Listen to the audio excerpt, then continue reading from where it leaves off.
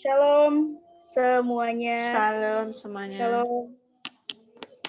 Puji Tuhan, pada malam hari ini kita diberikan kesempatan untuk berkumpul dan mendengarkan pengajaran yang luar biasa ini.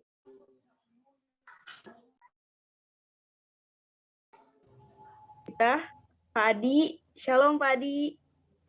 Shalom. Haleluya. Ya, sesuai dengan tema yang telah kita sebarkan, tema pada malam hari ini sesuai dengan di Matius 10 ayat 16. Cerdik seperti ular dan tulus seperti merpati. Wow, menarik banget kan?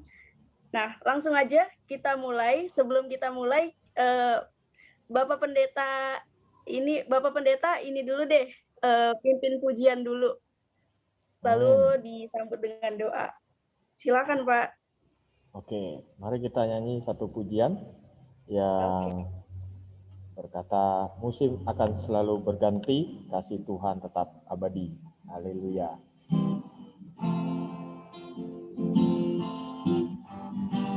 Syukur bagimu Tuhan.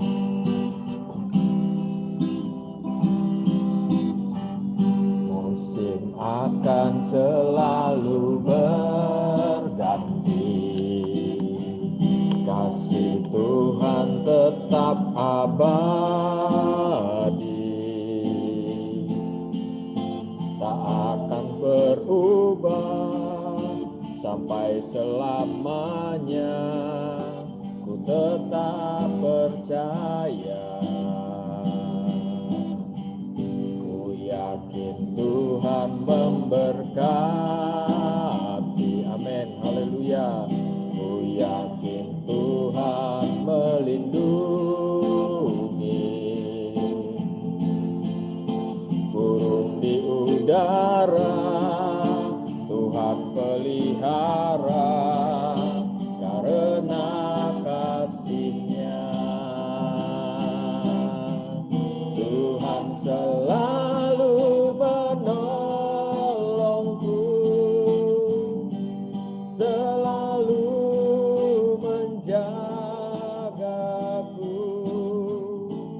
sehelai di rambutku tak akan terjatuh tanpa seizinku. Tuhan selalu menolongku, selalu menjagaku. Ia mengenyangkanku dan peliharaku seumur hidupku.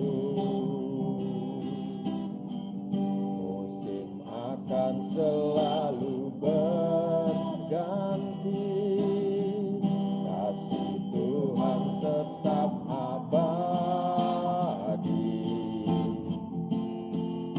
tak akan berubah sampai selamanya.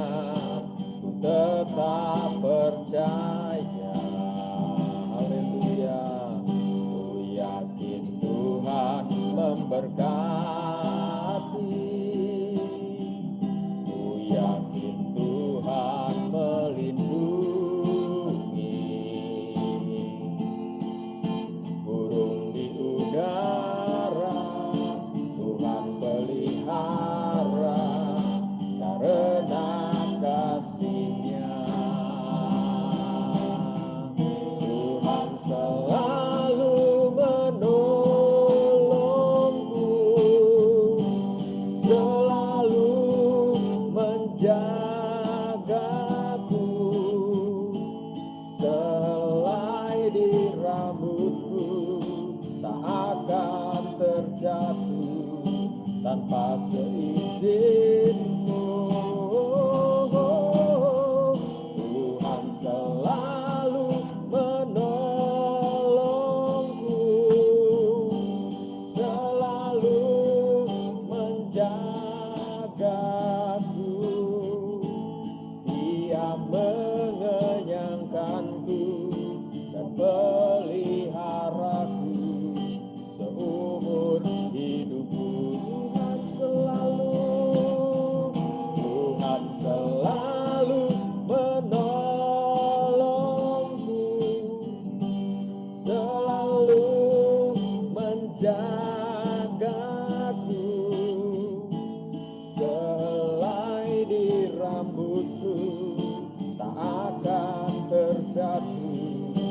tanpa seizinku. Amin, haleluya. Tuhan selalu menolongku, selalu menjagaku. Dia mengenyangkanku dan peliharaku seumur hidupku. Dia mengenyangkanku dan peliharaku seumur hidupku. Haleluya. Dia mengenyangkanku dan peliharaku seumur hidupku. Haleluya. Terima kasih Tuhan. Terima kasih Tuhan. Haleluya. Haleluya. Tuhan Yesus, sempurna penyertaan-Mu Tuhan, Kau yang selalu menolong kami. Terima kasih Tuhan. Terima kasih Bapa. Haleluya. Glory, glory, glory. Dengan kasih Tuhan, Saudari Sekar akan membuka di dalam doa. Haleluya. Bapa kami yang ada di surga, dikuduskanlah nama-Mu Tuhan. Tuhan yang teramat baik, Yesus Tuhan dan Juru Selamat kami. Tuhan, kami sangat berterima kasih atas semua berkat dan pengetahuan yang Engkau sediakan untuk kami. Tuhan Yesus, kami berdoa untuk semua orang, dari yang terkecil sampai yang terbesar. Engkau berkati pengetahuan yang berlimpah-limpah, sehingga kami benar-benar mengenal Tuhan Juru Selamat kami, Yesus Kristus. Amin. Inilah doa kami ya Tuhan. Semoga kasih kami makin melimpah dalam pengetahuan yang benar dan dalam segala macam pengertian. Sehingga kami dapat memilih apa yang baik supaya kami suci dan tak bercacat menjelang hari Kristus. Penuh dengan buah kebenaran yang dikerjakan oleh Yesus Kristus untuk memuliakan dan memuji Allah. Engkau urapi acara kami dari awal, pertengahan, hingga akhir, karena kami percaya 2 atau 3 orang berkumpul dalam nama-Mu, Engkau pun ada di tengah-tengah kami. Yes. Engkau lindungi Tuhan acara kami dari segala yang jahat dan dari segala yang merusak acara kami. Dalam nama Yesus, amin. Amin. Haleluya. Luar biasa. Selamat malam semua. Shalom.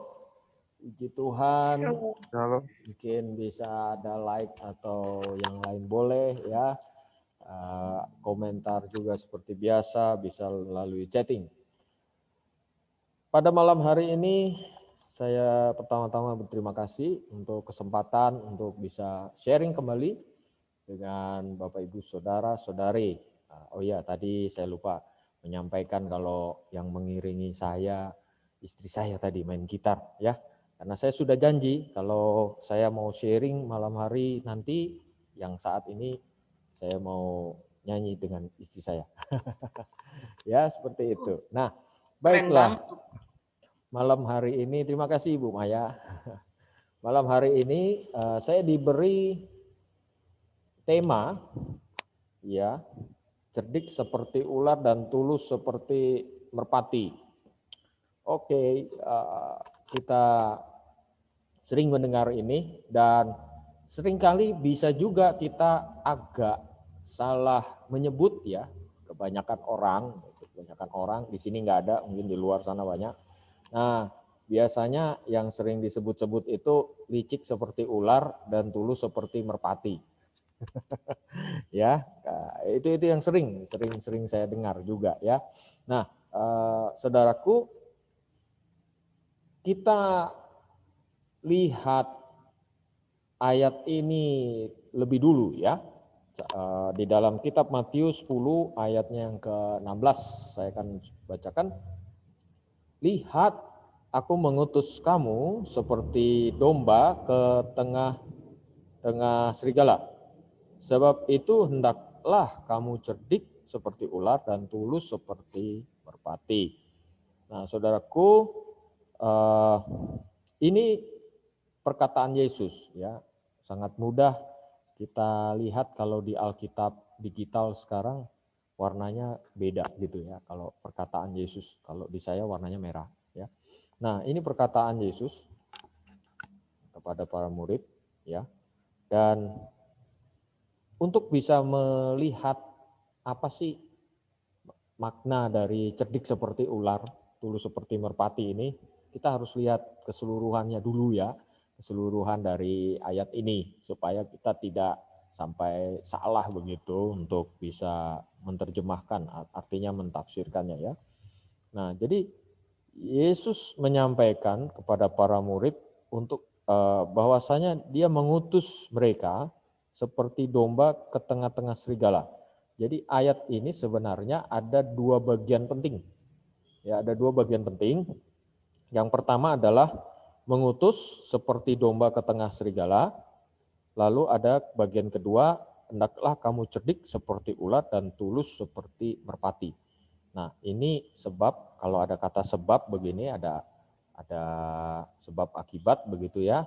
Jadi ini satu kesatuan. Kita perlu lihat dulu apa yang terjadi sebelumnya, ya, mengutus kamu seperti domba ke tengah-tengah serigala. Nah, di sini ada satu persoalan yang sangat sangat urgent sebenarnya ya, sangat berbahaya karena kita lihat dari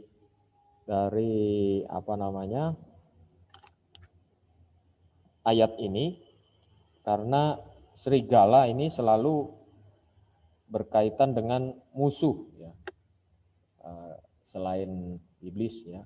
Jadi serigala itu dikonotasikan atau denotasikan sebagai musuh yang sangat ganas ya. Kalau kita lihat di dalam kitab ini, kemudian juga dia punya paralel di pasal 10 ayatnya yang ketiga. Ya, oke. Saya share ya. Mungkin ada yang bisa share, boleh. Pergilah, sesungguhnya aku mengutus kamu seperti anak domba ke tengah-tengah serigala. Ya, ke tengah-tengah serigala. Jadi kalau kita lihat di Lukas 10 ayat 3, pergilah, sesungguhnya aku mengutus kamu seperti anak domba ke tengah-tengah serigala. Tapi nggak ada kelanjutan dari seperti apa yang Matius 10 ayat 16 ini. Ya, jadi ini di Matius ini lebih ditekankan, ya, lebih ditekankan, ada penjelasan tambahan, ya, ada penjelasan tambahan bagaimana untuk menyikapi musuh yang ganas ini, ya. Kemudian kalau kita lihat di kitab Yohanes 10 ayat 12, Yohanes 10 ayat 12, ya, sedangkan seorang upahan yang bukan gembala dan yang bukan pemilik domba-domba itu sendiri, ketika melihat serigala datang, meninggalkan domba-domba itu lalu lari, sehingga serigala itu menerkam dan mencerai beraikan domba itu. Nah, ini bicara tentang gembala yang baik dan gembala upahan, ya, bukan gembala yang tidak baik. Ada yang setuju nggak? Ya, sebenarnya ini perbandingannya bukan baik tidak baik, tetapi di Alkitab lebih jelas ya, gembala yang baik dengan gembala upahan. Nah, gembala upahan ini ketika dia lihat serigala datang, dia lari. Ya, tapi kita nggak bahas itu hari ini.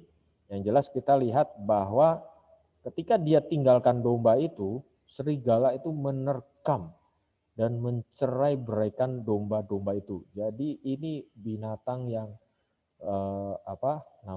bahaya sekali ya, yang sangat berbahaya, yang ganas gitu ya.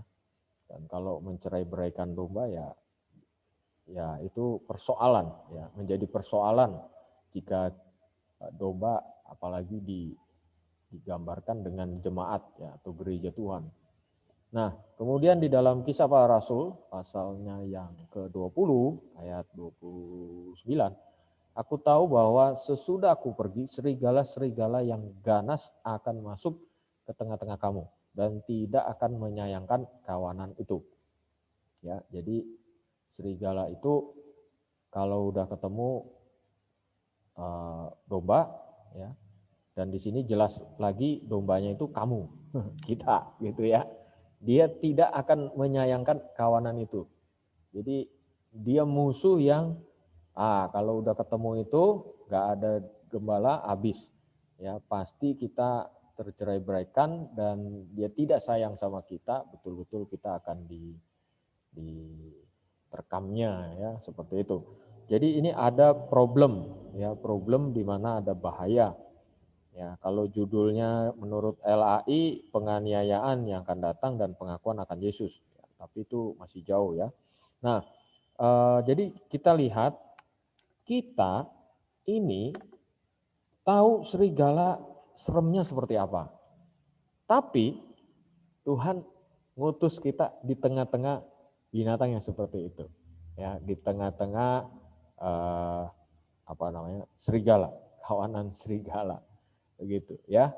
Jadi kalau kita berkata kita ada di tengah-tengah kawanan yang seperti itu, apapun namanya dan latar belakangnya, kita patut bersukacita karena Tuhan Yesus yang mengutus, ya. Kalau Tuhan Yesus yang mengutus, dia berikan penyertaan dan dia berikan cara. Nah, kemudian bagian yang kedua, hendaklah kamu cerdik seperti ular dan tulus seperti merpati. Ini dua bagian yang tidak dapat dipisahkan. Dua bagian yang tidak dapat dipisahkan. Jadi kalau cerdik seperti ular doang, ya, mungkin Anda cari ular itu cerdik seperti apa ya? Karena kok kayaknya nggak ada ular itu cerdik gitu. Nah, memang betul karena kalau itu berdiri sendiri, ular cerdik seperti ular saja, ya, itu nanti dia akan jadi licik, ya, kelicikan ular yang justru tampak begitu. Lalu kemudian kalau tulus seperti merpati, merpati itu tulus, ya, lambang Roh Kudus, iya, lambang pernikahan juga iya, gitu ya. Karena dia setialah dan itu, ya, banyak, ya, lembut dan seterusnya. Nah, tapi kalau dia berdiri sendiri, dia jadi menunjukkan kelemahannya, ya. Nah, itulah sebabnya Yesus luar biasa. Cuma Yesus yang keren begini, ya. Dia buat hendaklah kamu cerdik seperti ular dan ada kata dan, jadi kombinasi yang tidak bisa dihilangkan, yang tidak boleh dihilangkan, ya. Cerdik seperti ular dan tulus seperti merpati. Kalau itu dipisah, hasilnya nggak bagus, ya. Cerdik seperti ular jadinya licik. Kalau tulus seperti merpati, dia jadinya menunjukkan kelemahan. Ya, namanya kelemahan bisa diterkam. Ya, pasti akan diterkam oleh serigala itu, ya. Nah, tapi Tuhan Yesus memberikan kombinasi yang tidak boleh dilepaskan satu dengan yang lain, ya. Kecerdikan ular akan menyelamatkan kita, maksudnya gaya yang seperti cerdik seperti ular dan tulus seperti merpati itu menyelamatkan kita dari keterbukaan yang tidak perlu, dari bahaya, ya. Nanti saya akan berikan contoh, ya. Jadi ada pergerakan atau tindakan, ya, di mana cara-cara itu nanti akan menyelamatkan kita dari keterbukaan yang tidak perlu, ya, keterbukaan yang tidak perlu. Jadi kalau kita ada di tengah serigala, kita ada di tengah kumpulan orang-orang yang menunjukkan kita lemah, ya, dia akan terkam kita. Tapi karena kita ada cerdik seperti ular dan tulus seperti merpati, nah, kita akan selamat. Nah, kemudian juga ketulusan cerdik seperti ular dan tulus seperti merpati juga akan mencegah kita mencegah kita melakukan cara yang berdosa untuk meloloskan diri dari bahaya. Nah, serigala itu kan berbahaya, ya. Nah, kita harus lolos nih, bukan dilawan. Domba itu nggak bisa lawan serigala, kita harus lolos, ya. Tapi dengan cerdik dan tulus, gitu, ya. Nah, jadi ini penting sekali karena kita semua ketika kita mengikut Yesus, kita diutus di tengah-tengah serigala, memang di tengah-tengah kawanan yang berbahaya. Ya, jadi kalau orang pengikut Yesus cari aman, ya dia nggak akan bertumbuh sebenarnya. Ya, dia tidak akan bertumbuh imannya, ya. Dan sebenarnya bahaya ada di mana-mana sih. Apalagi COVID sekarang ya, bahaya ada di mana-mana. Nah, jadi ini penting untuk bisa kita lihat, terutama dalam praktik-praktiknya, ya bagaimana sih supaya kita tetap bisa menjadi berkat, ya kan? Kita di tengah-tengah sekumpulan orang, ya entah kadrun, entah yang lain, ya. Ya mungkin saya nggak tahu istilah itu artinya apa, tetapi banyak orang di sekeliling kita yang belum mengenal Tuhan. Dan apa yang seperti sebagian dari Anda juga dulu menjadi seperti apa yang mereka kerjakan, selalu memojokkan pengikut Kristus, ya. Nah, dalam hal ini orang percaya harus tetap menjadi berkat, harus tetap bisa memberi jawab. Makanya di dalam grup kita ada belajar untuk bisa memberi jawaban, ya, jawaban yang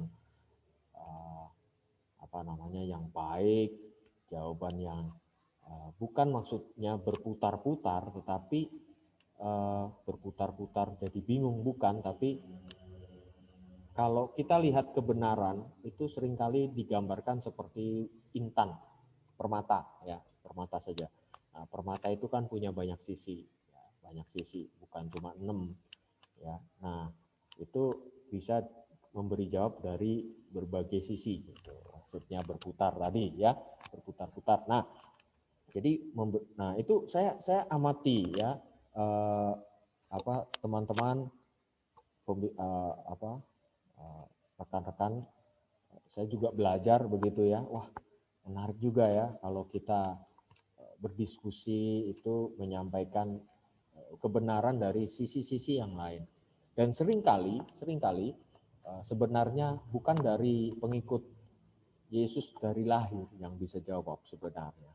Saya boleh melihat teman-teman yang mengenal Yesus belajar begitu, ya, menemukan kebenaran dan menyampaikan kepada orang lain juga dengan cara yang baik, ya. Oke, itu sepintas, ya, sepintas tapi bagus, ya. Nah, kemudian ini berbicara tentang ayat-ayat ini berbicara tentang tindakan, ya, tindakan pelayanan, perkataan mungkin, ya, yang berkaitan langsung dengan misi Yesus. Misi Yesus hadir di tengah dunia itu membawa misi, bukan ngasih makan doang 5.000 orang, bukan, tapi dia membawa misi. Setiap apa yang dilakukannya itu selalu punya mindset jauh ke depan, itu pasti tentang misi, baik saat itu maupun di masa yang akan datang. Jadi ini berbicara misi, kemudian pelayanan, ya, dan bagaimana kita sebagai murid Yesus itu memiliki sikap hidup yang benar. Karena kita di tengah serigala, tentu kita harus punya sikap, perbuatan, segala sesuatu yang menjadi tindak tanduk kita, dan itu dipandang baik. Kalau tidak tidak baik kan tidak jadi berkat, ya. Di Alkitab itu oke, Ibu, nggak kedengeran kok suaranya di teras, no problem, ya. Nah, kalau kita tidak jadi berkat, Kalau kita menimbulkan syak, ya itu kita berdosa. Cari ayatnya. Ada tuh ya. Nah, jadi bagaimana supaya orang tidak syak? Nah, Tuhan katakan salah satunya adalah hendaklah kamu cerdik seperti ular dan tulus seperti merpati. Saya beri contoh satu yang pertama. Kami sering dalam awal-awal pelayanan, ya pelayanan tentu dalam pelayanan misi ya, ketika seseorang mengikut Tuhan, ya dari yang belum ikut Tuhan menjadi ikut Tuhan, ya itu kan misi ya. Nah kami adakan pertemuan, misalnya kelompok sel begitu ya, atau kelompok keluarga Allah atau sel group, apalah saja namanya itu, kelompok kecil begitu ya. Nah kalau dari yang belum kenal Tuhan menjadi kenal Tuhan, berarti lingkungannya kecenderungannya adalah belum kenal Tuhan, betul? Ya, lalu bagaimana supaya kita bisa berkumpul di tengah-tengah mereka?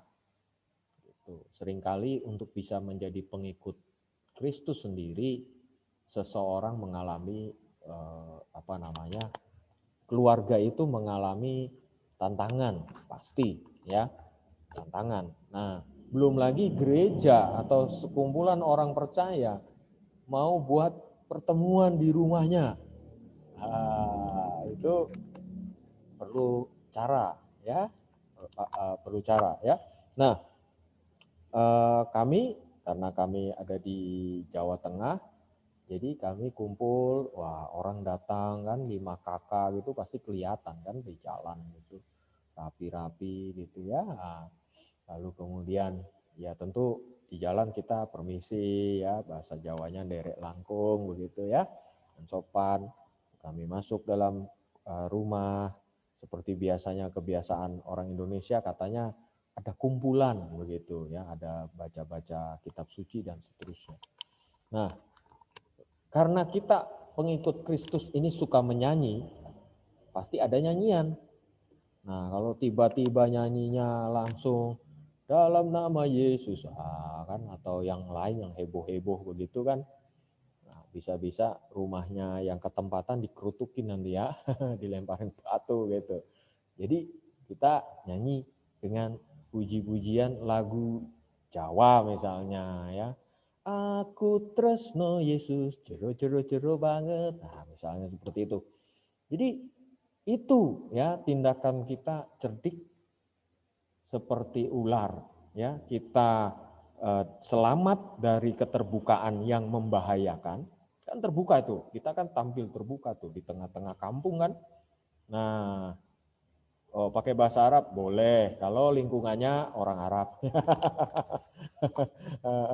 Iya dong gitu. Itu kontekstual, pelayanan kontekstual. Itu juga ada kaitannya dengan ayat ini, cerdik seperti ular, tulus seperti merpati. Jadi terhindar dari bahaya, keterbukaan bahaya, ya, keterbukaan bahaya. Tapi kita tidak berdosa, tidak melakukan cara-cara yang berdosa. Cara-cara berdosa itu maksud saya tadi adalah jangan sampai bikin syak, tiba-tiba nyanyi, woi kenceng, ya pakai kicik-kicik, pakai apalagi tuh, pakai ya pokoknya teriak-teriak gitulah, apalagi yang dari gereja Pentakosta karismatik gitu kan. Wah Yesus, haleluya, wah yang kaget orang nanti ya, apalagi orang Jawa kan alus-alus gitu. Nah jadi kita pakai bahasa Jawa, bahasa yang dikenal mereka ya. Nah itu adalah cara yang Yesus kendaki ya, cara yang Yesus kendaki. Jadi istilah-istilah yang mereka juga cukup tahu ya. Kami alami dan yang punya rumah malah dulu dia kalau pagi rajin sekali doa di masjid gitu ya. Jadi bukan pakai rekaman, ini langsung nyanyi dia ya, original. Ya, waktu dia menjadi seorang Nasrani ya, atau dia pengikut Yesus, saya selalu katakan kamu jadi pengikut Yesus ya, kalau secara agama hukum ya namanya Kristen begitu. Nah itu dia nyanyi lagu-lagu Jawa, jadi tidak menjadi syak orang, dan orang senang ya, orang senang. ya, atau lagu-lagu yang tidak ada Yesusnya dulu lah. Kita nggak usah, karena kita tahu lagu pujian ini kan untuk Tuhan, ya, untuk memuliakan Tuhan. Tuhan yang dimuliakan, bukan tetangga. Jadi atau orang yang ketempatan. Nah, jadi kita fokus aja sama Tuhan. Dan daerah-daerah yang banyak kali tidak bisa dibuka tempat-tempat untuk sel group, kami bisa buka karena pertolongan Tuhan, ya. Jadi cara-caranya seperti itu, Bapak Ibu, saudara-saudari kasih Tuhan. Kemudian mengenai hal yang lain berkaitan dengan misi, ya, pengusiran setan. Nah, ini kan juga misi karena karya mujizat, ya. Nah, jadi misalnya ini dari cerita asli, ya. Nah, maksud saya ini nggak buat-buat. Nah, suatu ketika ada orang yang dia itu pakai ilmu ular gitu, ya, ular. Jadi dia itu badan itu bisa menggak-menggok seperti ular dan makan telur di lantai begitu, ya. Nah itu tapi kalau ngamuk dia bisa pakai jurus apa, macan tutul, ya. Dia hancurin itu botol, dia sabet-sabet orang yang ada di sekelilingnya gitu, ya. Dan orang tuanya sendiri terluka, ya, lukanya banyak sekali. Lalu bagaimana kita bisa melayani pribadi seperti ini? Ya, apakah kita keroyok terus kita tangkap rame-rame lalu didoain, ya? Nah, ya saya kira seperti itu bisa saja sih, bisa saja. Tapi kita perlu lihat, ya. Satu, memang ada yang termanifestasi kuasa gelap, tapi ada keluarga yang melihat, ya. Kita percaya iblis bisa diusir, iblis bisa dikalahkan, tetapi efek berikutnya apa?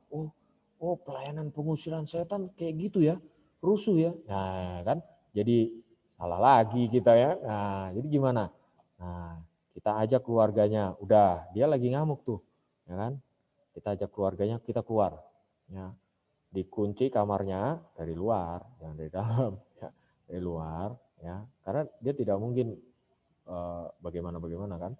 Nah jadi kunci, kita doa di luar gitu, ya. Kita kan bisa lihat ada kaca toh. Nah kita doa rame-rame di situ, doa, ku menang bersama Yesus Tuhan gitu kan. Nah dan seterusnya. Nah jadi lagu-lagu peperangan itu, ya. Nah seperti itu dia diam, tidak melotot matanya, tidak wah jadi seram begitu, ya. Lalu dibuka pintunya, ya, baru bisa dipegang kiri kanan, ya, bukan pegang keras-keras, ya. Terus ditumpangkan tangan, lalu didoakan seperti itu, ya. Itu tidak langsung ini, ya. Terus ada prosesnya, tetapi yang tadinya ganas jadi tenang, ya. Tidak ya ganas lah, ya, tidak nyerang begitu rupa, ya. Nah didoakan sampai setannya betul-betul pergi, ya. Nah, nanti mungkin untuk hal ini bisa di lain waktu, ya. Nah setelah setannya pergi, iblisnya pergi, ya, dia bisa makan, ya, dia bisa ngobrol baik, ya, dan seterusnya. Lalu kemudian keluarganya diberkati. Oh, pelayanan anak Tuhan seperti ini, ya. Nah, itu penting, ya. Kita tidak keroyokan rame-rame begitu. Kita diberi hikmat lah. Kita minta memang hikmat dari Tuhan, ya, bagaimana supaya tidak menjadi syak, ya. Walaupun itu keluarganya sendiri, yang dalam hal ini memang keluarga ini belum kenal Tuhan. Dia belum kenal Tuhan. Nah, dan saat ini keluarganya semua sudah kenal Tuhan, walaupun dia tidak bertumbuh di tempat kami, ya. Tapi semua betul-betul dia menjadi murid Tuhan yang setia, ya. Nah, jadi senang mereka bisa diselamatkan. Nah, jadi kita membangun cara yang benar, ya, di mana kita terhindar dari bahaya, tetapi juga kita tidak berdosa untuk melakukannya, begitu kan. Kadang ada orang kalau kerasukan setan begitu tuh, ada yang tangannya bisa aja ngepal atau pokoknya itu tadilah balas dipukul atau disiram air dingin luar biasa atau air panas begitu karena menganggap oh ini bukan setan, ini hanya orang stres begitu ya. Nah ini memang perlu kepekaan tertentu ya untuk bisa melihat ini. Nah lalu kemudian tadi sudah sempat disampaikan mengenai Isa dan Yesua tadi ya. Jadi memang saya lebih senang menggunakan istilah keyakinan lain untuk membangun jembatan. Jadi Isanya memang ada, tapi kita mengenal Isa Al-Masih, ya. Isa Al-Masih itu jadi jembatan, Isanya jadi jembatan. Tapi hanya jembatan, bukan kebenaran permanennya, ya, permanennya. Karena kan Isa Al-Masih tidak ada di Alkitab. Isanya ada, Al-Masihnya tidak, kan seperti itu. Jadi itu jembatan saja. Setelah dia mengikut Tuhan, kita terangkan lebih dalam, ya. Bisa juga waktu kita bermisi, ya, kita ketemu orang. Saya pertama kali gunakan Gusti Berkahi gitu di WA gitu ya. Itu di komunitas lintas agama. Ya, teman-teman dari Konghucu, dari Buddha, kalau ketemu saya, dia bilang, oh ya, ya maksudnya seperti itu ya, ya betul. Dia bilang, Pak, salamnya Gusti Berkahi. Iya, saya bilang itu. Gusti bagi kita kan Gusti Allah ya, Gusti Allah itu. Ya awalnya, yang awal itu kalau karena di Jawa ya, nggak tahu kalau di Kalimantan tentu ada atau yang di Bali atau apa ada istilah-istilah lain ya. Gusti Berkahi itu yang paling simple ya. Kalau kita agak memungkinkan bisa Gusti Allah berkahi gitu. Berkahi ya, bukan berkahi. Nah, jadi kita menggunakan jembatan karena ketika kita sudah langsung bilang Yesus, Tuhan Yesus berkati, dia langsung tutup itu ya. Dia langsung bikin burden atau penghalang ya. Dia akan secure dirinya sendiri, nggak mau buka ya karena kita pasti orang Kristen ngomong soal Yesus. Nah, itu dia tidak bisa terima. Tetapi ketika dengan bahasa-bahasa gimana kabarnya? Oh baik, dagangannya lancar, amin, bilang gitu kan ya, atau ya lumayan gitu, ya nggak apa-apa. Yang penting kita tahu kalau Gusti Allah itu maha baik, nah, seperti itu ya. Nah itu bahasa-bahasa yang menjembatani. Nah tentu rekan-rekan bisa lebih memperkaya kasanah itu ya dengan cara-cara yang baik. Nah, itu bagus sekali ya, bagus sekali untuk membangun jembatan pertemanan atau jembatan persahabatan. Ya, bukan persahabatan seperti kepompong ya, tapi betul-betul persahabatan. Kita kenal, dia tahu kita orang yang baik, dia tahu kita orang yang suka memberkati dia, ya. Nah, sampai di level tertentu memang kalau dia sudah terbuka sampai dia menceritakan masalah-masalahnya, ya ada krisis di sana kita kalau bisa sampai mendoakan itu bagus, ya seperti itu. Nah, tetap Gusti berkahi, ya Gusti Allah berkahi, ya. Nah seperti itu. Jadi ada hal-hal yang nggak apa-apa kita itu bilang alhamdulillah. Kenapa sih gitu ya? Ada orang-orang percaya, orang-orang anak-anak Tuhan yang masih tabu. Saya bisa pahami itu. Mungkin ya memang ya tidak banyak diterangkan mengenai misi biasanya ya. Nah, ini memang kalau ditekankan misi biasanya kita tahu dan tidak tabu dengan hal itu ya. Nah, jadi baik gitu. Bahkan mungkin kalau dilafalkan dengan apa tadi yang dengan bahasa Arab ya, dengan lebih tepat mungkin saya perkataannya kurang ngarap-ngarap gitu, kurang berbahasa Arab begitu. Saya bisa diajari ya. Nah itu jadi no problem, puji Tuhan, sama saja kok gitu kan. Nah jadi tidak perlu kita anti ya, anti itu. Jadi sepanjang itu tidak mengganggu keimanan kita ya. Nah, jadi seperti itu. Pakaian juga, pakaian ya, pakaian untuk di daerah-daerah tertentu menggunakan hijab no problem buat saya ya. Memang di daerah-daerah tertentu bisa saja menggunakan, wah dia murtad begitu ya, dia jadi mualaf begitu ya. Atau ada lagi yang lebih ekstrim, wah dia menghina gitu, menista. Ya kita harus lihat lingkungan kita masing-masing berbeda-beda, punya karakteristik masing-masing. Jadi kita harus menyesuaikan ya, jangan ikut apa sih, ikut lebay lah, jangan gitu ya. Nah jadi cantik kok kalau orang Kristen atau anak Tuhan pakai hijab, no problem buat saya. Ya, saya punya teman kerja di Dubai. Nah, Dubai itu orang semua berhijab ya, atau pakai kerudung ya. Saya nggak tahu bedanya kerudung, hijab dengan yang lain sebagainya itu ya. Tapi maksud saya berkerudung itu ya. Bahkan kalau ke Malaysia, saya 2 kali ke Malaysia, itu pakaian mereka tidak menunjukkan keislamannya kalau menurut saya. Semua orang seperti itu malah lebih modis ya. Maksud saya tidak mencolok seperti di Indonesia, sengaja dibedakan seperti itu ya.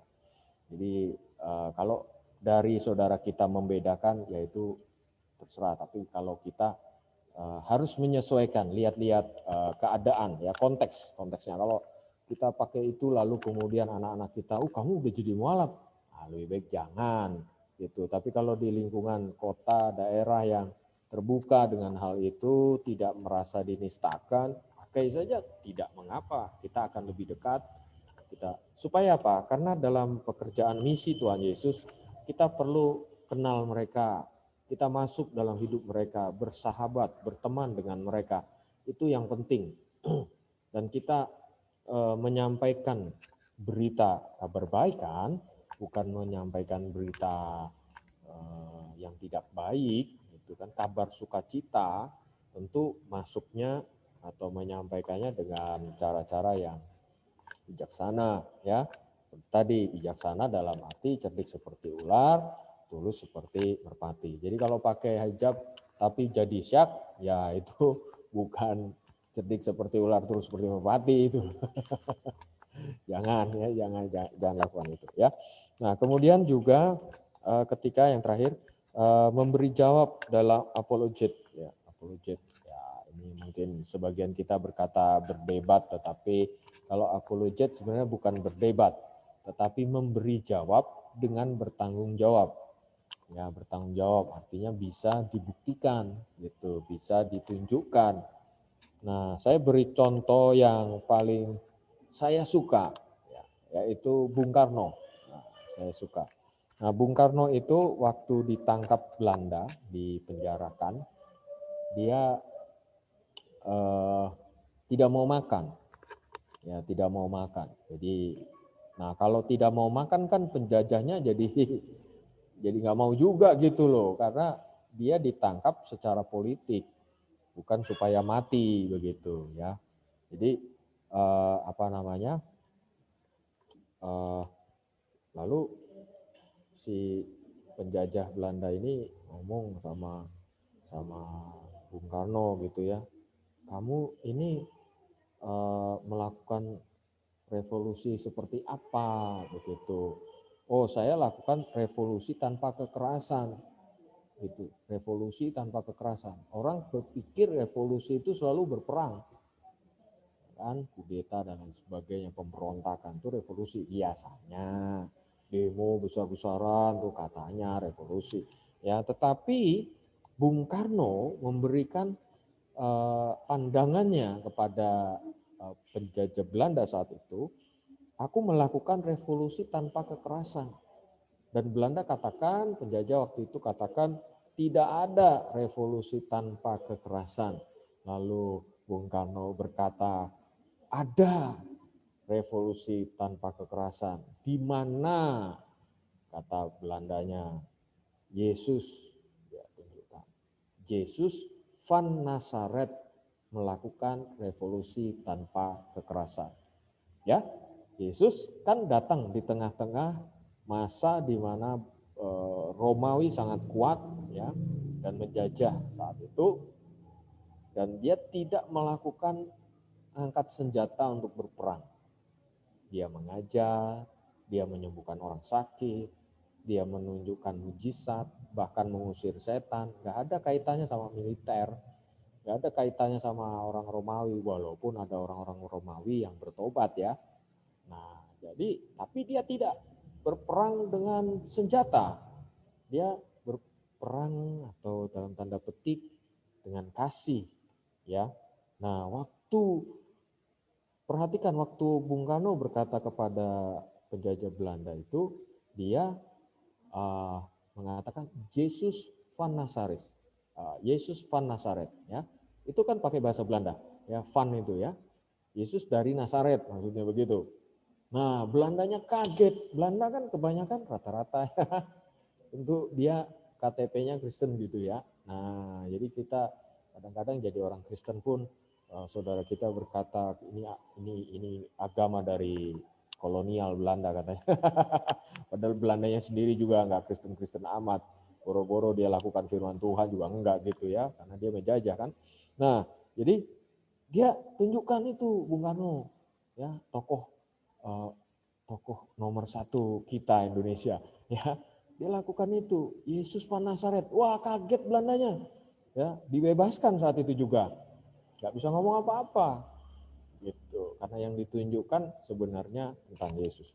Nah, jadi saudaraku, teman-teman yang sangat mengasihi Tuhan Yesus, mari kita perlu minta Tuhan, ya, memberikan hikmat, karena kaitannya tentu segala sesuatu di dalam firman Tuhan berkaitan dengan hal-hal rohani, dan hal-hal rohani itu hanya bisa ditemukan sumbernya tentu dari Yesus, ya. Yesus saja sumber kebenaran kita, ya.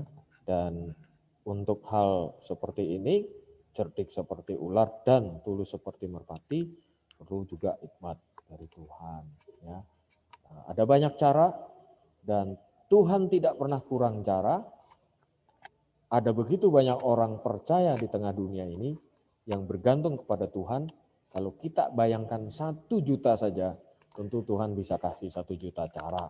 Kalau 1 miliar, ada kok orang percaya 1 miliar di dunia ini. Tuhan punya 1 miliar cara yang berbeda-beda, ya. Jadi tidak perlu khawatir, tidak perlu takut. Tuhan Yesus sebagai sumber pertolongan kita, dialah yang bisa memberikan hikmat, dan tentu untuk bisa peka, ya, tentu kita membangun hidup, ya, menjadi murid Yesus, ya, melakukan kebenaran firman Tuhan. Makanya Mahatma Gandhi katakan, ini juga tokoh India yang sangat-sangat tahu tentang pribadi Yesus, ya, walaupun dia tidak menjadi Kristen karena dia kecewa dengan orang Kristen saat itu, tetapi dia katakan kalau orang Kristen melakukan firman Tuhan, hari ini seluruh India akan menjadi seorang Kristen. Dia katakan seperti itu, ya. Yang penting baginya adalah lakukan firman dari awal, pertengahan sampai akhir hidup seseorang, ya. Nah, saya kira itu bagian kecil yang bisa saya sampaikan di akhir sharing saya. Mungkin ada teman-teman yang ingin bertanya atau mungkin juga bisa sharing mengenai cerdik seperti ular dan tulus seperti merpati ini punya berbagai macam contoh.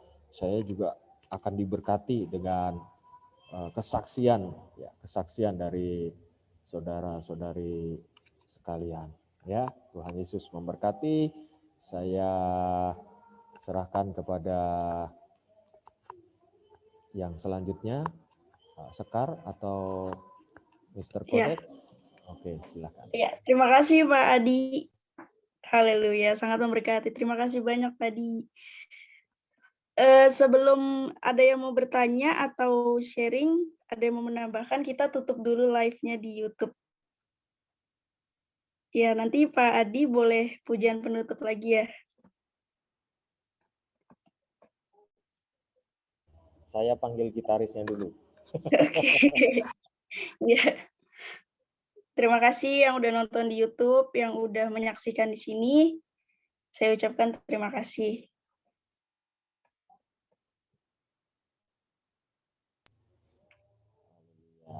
Tadi kayaknya ada suara 2 ya Pak Adi ya? Wah, nggak tahu saya, Bu. Di samping Pak Adi bukannya Oh, ada iya, tadi? Iya, saya. Suara sopran.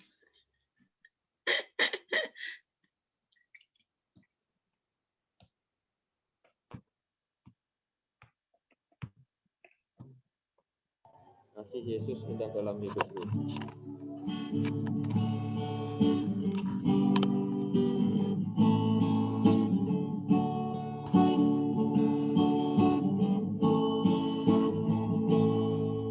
Kasih Yesus indah dalam hidupku. Haleluya. Menghiasi hati dan jiwaku. Ku tak dapat hidup tanpa kasih-Mu, Tuhan. Pegang tanganku sepanjang jalanku.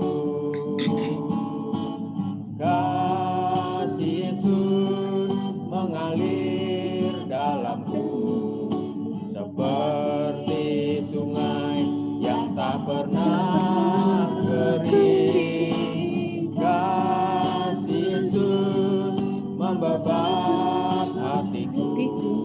Dalam kasih-Mu ku merasa teduh. Kasih Yesus mengalir dalamku seperti sungai yang tak pernah kering. Kasih Yesus membebat hatiku.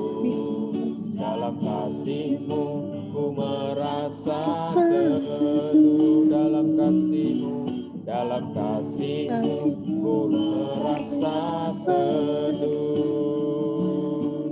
Dalam kasih-Mu ku merasa teduh. Haleluya, haleluya, haleluya. Kami serahkan kepada Sekar berdoa.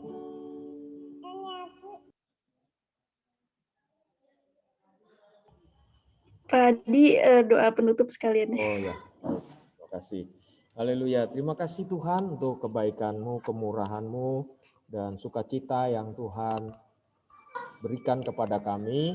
Kami boleh belajar malam hari ini bukan karena kuat gagah kami, tetapi karena Tuhan Yesus yang baik selalu mencurahkan kepada kami berkat-berkat, hikmat, marifat, dan akal budi yang selalu baru setiap hari, setiap saat ketika kami bergantung kepadamu. Mari Tuhan, Engkau akan tolong setiap kami semua yang sudah hadir dalam acara malam hari ini, dan tentu untuk semua orang yang menikmati pembelajaran bersama-sama dengan kami. Engkau curahkan hikmat dari tempat yang maha tinggi, di tempat-Mu yang kudus ya Bapa, untuk setiap mereka, untuk setiap kami, dan kami boleh menjadi berkat bagi semua orang, bahkan mereka yang belum mengenal Tuhan. Mereka diberkati, mereka bisa menemukan jalan yang benar, dan nama Tuhan yang dipermuliakan sepanjang masa, bahkan semakin hari semakin dimasyhurkan.